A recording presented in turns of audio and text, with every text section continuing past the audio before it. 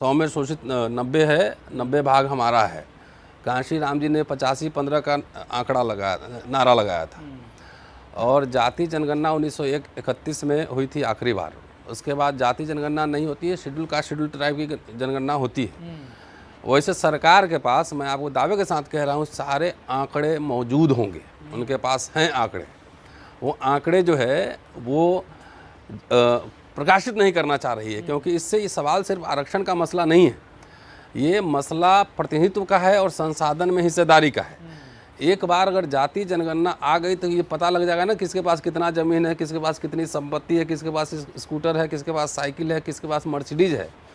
तो ये आया कहाँ से ये भी पता लगेगा ना। देश के संसाधन में लोगों का भी हिस्सा है, तो ये तो अच्छी बात है। और कम से कम इसके लिए मैं सोशल एक्टिविस्ट लोगों को बधाई देना चाहता हूँ कि लगातार जो पिछले 10 वर्षों से हम लोग भी लगातार ये सवाल उठा रहे थे।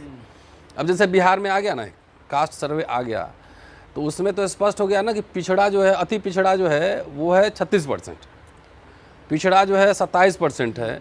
शेड्यूल कास्ट की आबादी भी 19% से, साढ़े 19% से ज़्यादा है। तो भाई जब बिना किसी आंकड़े के, बगैर किसी रिसर्च के आपने EWS कोटा लागू कर दिया, कोई आंकड़ा नहीं है, कुछ नहीं है, और EWS में आपने 10% लागू कर दिया, पॉपुलेशन 15% है, 15% में से आधा तो कम से कम क्रीमी लेयर के ऊपर होगा, तो 7.5% को आपने 10% आरक्षण दे दिया।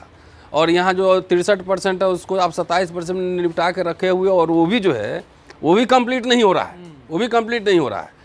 तो अब तो मैं पॉलिटिकल पार्टीज ये सवाल उठा रही है, और कांग्रेस चूँकि एक राष्ट्रीय पार्टी है, अगर वो सवाल उठा रही तो जाहिर है कि बीजेपी से तो छुप रही है ना। बीजेपी तो हलफनामा दे रही है सुप्रीम कोर्ट में कि हम नहीं करा सकते हैं जाति जनगणना, तो छुप रही। तो इससे स्पष्ट हो गया ना कि आपने जब 14 में मोदी जी की सरकार बनी तो उस समय इलेक्शन के पहले क्या कह रहे थे कि हमको नीच बोल दिया, नीच बोल दिया, मैं पिछड़ी जाति का हूँ, पिछड़ी जाति का हूँ। तो ये तो आपका नैतिक दायित्व था कि कम से कम पिछड़ी जाति की जनगणना आप करवा लेते हैं। लेकिन 10 वर्षों में एक भी ऐसा पॉलिसी हमको बताइए, एक भी कमीशन ऐसा बना हो कि जिसमें पिछड़ी जातियों के उत्थान के लिए बना हो। उल्टा हुआ है, सरकारी कंपनियां बेची जा रही हैं, ठेके पे दी जा, नौकरियां ठेके पे दी जा रही है। क्लास 3 क्लास 4 तो ठेके पे ऑलमोस्ट जा चुकी है, तो ठेके पे नौकरियां चली जाएंगी तो उसमें रिजर्वेशन लागू नहीं होगा। और वो भी जो है कहते हैं कि 45 दिन के बाद अगर होगा तो उसमें रिजर्वेशन लागू। अगर गेस्ट टीचर पढ़ा रहे हैं, चाहे कुछ भी इस तरह का दे रहे हैं, तो 45 दिन का नहीं देगा, 44 दिन का देगा। लेकिन सर सवाल ये है ना, जो 15% जिनकी बात कर रहे हैं, जो अपर कास्ट लोग, वो डर उन्हें इस बात का जाति जनगणना से ना कोई डर नहीं।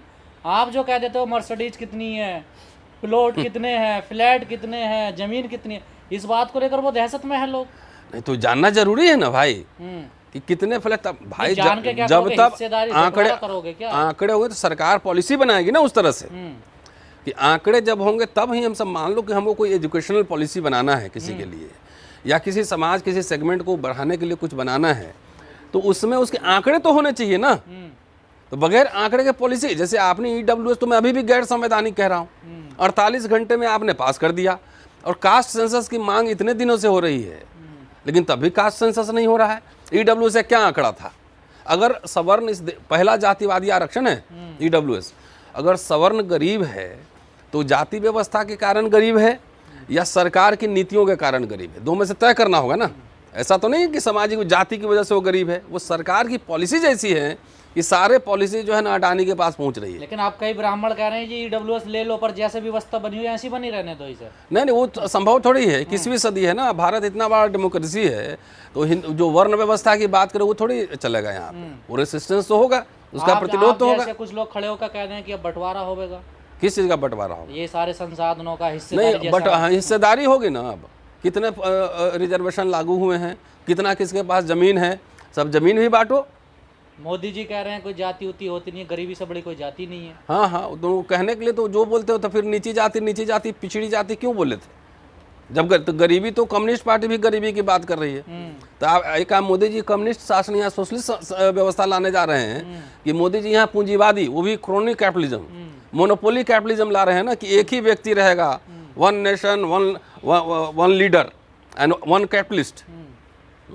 तो एक समान व्यवस्था लागू कर दो ना। प्रियंका राहुल गांधी जिस प्रकार मांग कर रहे हैं पिछड़ों को लेकर, जो अग्रसर हो रहे हैं, ये इसमें कहीं चाल तो नहीं है इन दोनों की, बोट रूट की? ऐसा है, देखिए राजनीतिक पार्टी तो अपने हिसाब से काम करती है, ठीक है जी। वोट भी होगा, वोट क्यों नहीं लेगा? डेमोक्रेसी में लोग वोट मांगते ही हैं भाई। कोई कई तरह की आप घोषणा करते हैं, चाहे योजना लागू करते हैं, जैसे राजस्थान में अभी 10 लाख फ़ोन बांटे गए, अभी 3 साल का रिचार्ज करा के उसमें बांटे गए हैं। तो नेता तो वोट के लिए ही करेगा ना, खुद तो थोड़ी है कि वहाँ पे साधु है कि चुपचाप बैठा रहेगा, उसको वोट चाहिए, सरकार बनाना है। विश्वास करना तो इसीलिए नहीं, क्यों नहीं करना चाहिए? विश्वास करने के अलावा रास्ता क्या है? अगर मोदी जी को पिछड़ों ने वोट दिया पिछड़ा नाम पर, तो विश्वास करके ही दिया होगा ना। 10 साल में समीक्षा हो गई कि कितना पिछड़ा समर्थक है, कितना पिछड़ा विरोधी है।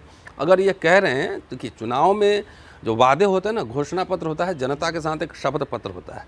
अब लोगों को तैयार होना पड़ेगा कि जो आप बात कह रहे हैं उसको अगर आप चुनाव जीतेंगे तो कैसे लागू करेंगे, इसके लिए फिर दबाव बनाना होगा। क्योंकि कांग्रेस को ये बात समझ में आ गई है कि उनका ट्रेडिशनल जो वोट है ब्राह्मण चला गया आरएसएस में, दलित वोट मान लो बसपा के पास है, कुछ बीजेपी के पास है, और पिछड़ा वोट उनके पास पहले भी नहीं था। मुस्लिम वोट था, मुस्लिम भी कहीं सपा के साथ है, कहीं आरजेडी के साथ है, कहीं बसपा के साथ है। तो जो ट्रेडिशनल वोट उनका है वो तो कोलैप्स हो गया ना एक तरह से। तो अल्टीमेटली वोट कहाँ से आएगा? वोट तो यहाँ जातियों का देश है ना, भारत एक जाति प्रधान देश है। तो जब तक आप आंकड़ों की बात नहीं करोगे, इंक्लूसिव प्रोग्रेस की बात नहीं करोगे, तो वोट कहाँ से लाओगे? तो ये एक मजबूरी भी है, और जो बात कह रहे हैं ठीक कर रहे हैं। और अब जो है, अब पुराने ज़माने की बात नहीं है। अगर आपने कहा है कि जाति जनगणना कराएंगे, सरकार अगर बनी, अगर नहीं कराएंगे आप जाति जनगणना, तो लोगों को सड़क पे आना होगा फिर। लेकिन इससे जिस प्रकार कांग्रेस अब जाति जनगणना की बात कर रही है, जो 15% वोट है वो तो फिर विरोध में चला जाएगा कांग्रेस के। तो कांग्रेस के पास है कहाँ समर्थन में? ये बताओ, कांग्रेस के पास वो 15% वोट है कहाँ? तो आखिर वोट तो जो है, वोट तो उसको SC ST OBC माइनॉरिटीज ही देता है ना। जहाँ भी सरकार बनी है, भूपेश बघेल की सरकार है, OBC है। यहाँ राजस्थान में जो अति पिछड़ा है, कर्नाटक में सिद्धारमैया अति पिछड़ा है। तो दलितों ने, पिछड़ों ने वोट दिया है ना, कि सवर्ण 15% से कहाँ से बना लेगा? बीजेपी इसकी काट ला रही है। देखिए, रोहिणी कमीशन की बात कर रही है, तो लागू करे ना। जब रोहिणी कमीशन आप लागू कर रहे हैं, तो आप जाति जनगणना क्यों नहीं करवा रहे हैं? आप लागू पब्लिश करो ना। हम लोग तो कह ही रहे हैं रोहिणी कमीशन का पब्लिश करो, क्या दिक्कत? अब जैसे राहुल गांधी ने कहा, मीडिया वालों से पूछा कि भाई इसमें कितने SC ST OBC हैं, तो सबसे पहली बात समझिए, ये जो सवाल सोशल एक्टिविस्ट लगातार उठा रहे थे, अब पॉलिटिकल पार्टीज प्रेस कॉन्फ्रेंस में भी कहने के लिए ये मजबूर हुई है ना, कि भाई पत्रकारों से भी पूछा जा रहा है कितने हो यहाँ पर। तो ये पहला कदम है। अभी आप जाके घर में सो जाएंगे कि हाँ बोल दिया हो जाएगा, तो ऐसे होता नहीं। लगातार तमाम दबाव बना के रखना पड़ता है पॉलिटिकल पार्टी पे।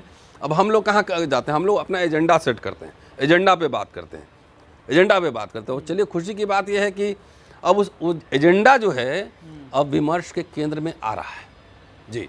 तो क्या आप कांग्रेस, जिस प्रकार आपने कहा कि अपर कास्ट जो वोट अब कांग्रेस के पास बचाने नहीं है ना भाई, तो क्या प्रधानमंत्री दलित पिछड़े से बनाएगी? अब देखो, अब तो देश का मूड तो ऑलरेडी हो चुका है ना।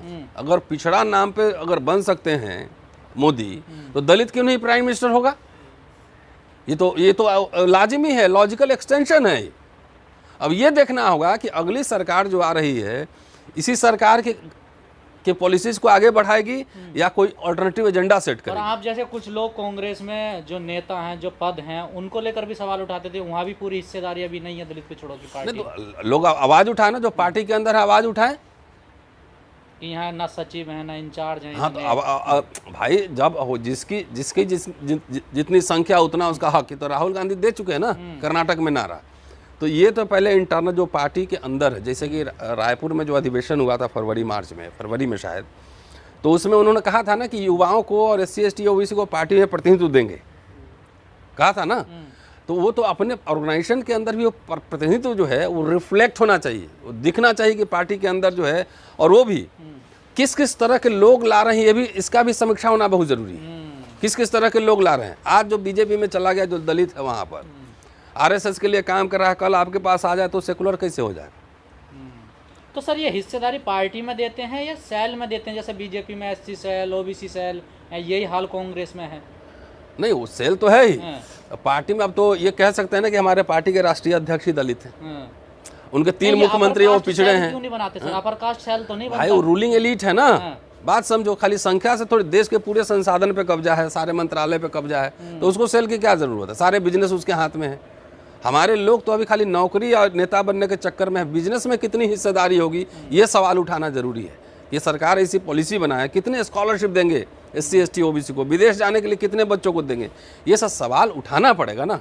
मुझे लगता है नौकरी और पॉलिटिकल रिजर्वेशन के अलावा संसाधनों में हिस्सेदारी पे विमर्श हो, एजुकेशन पे विमर्श हो, हेल्थ पे विमर्श हो, सुरक्षा पे विमर्श हो, एट्रोसिटीज एक्ट को गंभीरता से लागू किया जाए। अभी जिस तरह का हाल देश में माहौल है, आप देख नहीं रहे, छोटे सब पत्रकार गिरफ्तार हो रहे हैं, उधर नेता गिरफ्तार, सब में ED फंसाए हुए, सब में ED, सब में कुछ लगा दो, राजद्रोह लगा दो, कुछ केस कर दो। और यहाँ आपको दिख नहीं रहा, दिल्ली यूनिवर्सिटी में एक प्रिंसिपल के खिलाफ FIR है, चार्जशीट दर्ज है, उसके ऊपर एक्शन नहीं हो रही है। तो पहले अभी जो पूरा जो सरकार है ये डिफीट हो और दूसरा एजेंडा तय हो। शुक्रिया।